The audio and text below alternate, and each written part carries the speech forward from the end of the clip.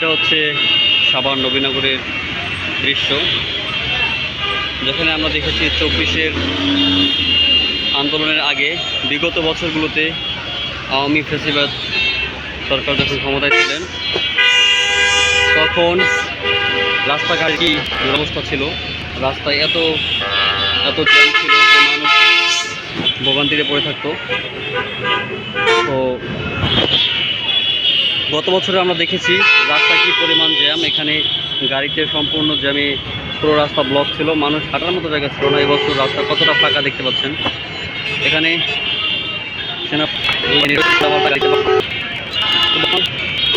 Doctor Yunus সরকারের আমলে এটাই অবস্থা।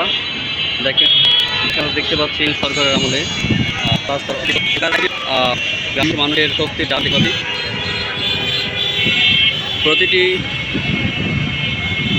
বাস কাউন্টার আমরা আবদুল্লাপুর, সায়েদাবাদ, যাত্রাবাড়ি এইসব দিকে যেগুলো দেখেছি সেসব জায়গাতেও খুব শক্তিতে গ্রামমুখী মানুষরা, ঘরমুখী মানুষরা তাদের নিরাপদ যাত্রা করতে পারতেছে। তো এবছর এটাই আমরা দেখতেছি, বিগত বছরগুলোতে আমরা এরকম দেখতে পারি নাই।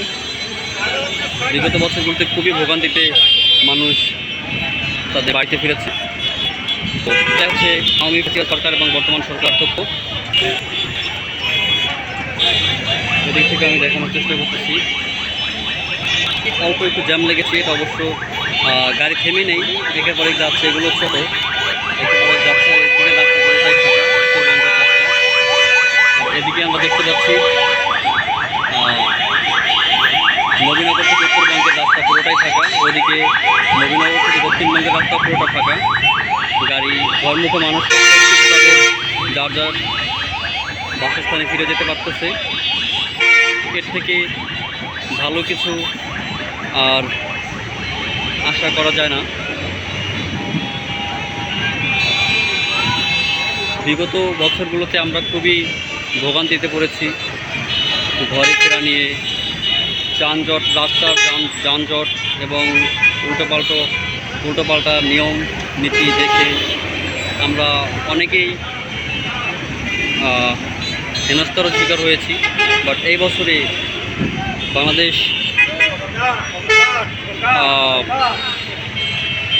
আর্মি, পুলিশ, বিডিআর, র্যাব এদের সকল বাহিনীর যৌথ বাহিনীর সহায়তায়, যৌথ বাহিনীর টহলে পুরোটা সড়ক জুড়ে রয়েছে নিরাপত্তা।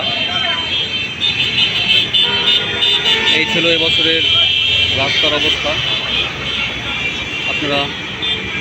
আপনারাও জানাবেন কমেন্ট করে বিগত বছরগুলোতে আপনারা কিভাবে যাত্রা করেছেন, কতটা ভোগান্তিতে পড়তে হয়েছে, আর এবছর যাত্রা করে আপনারা কতটা ভোগান্তিতে পড়েছেন।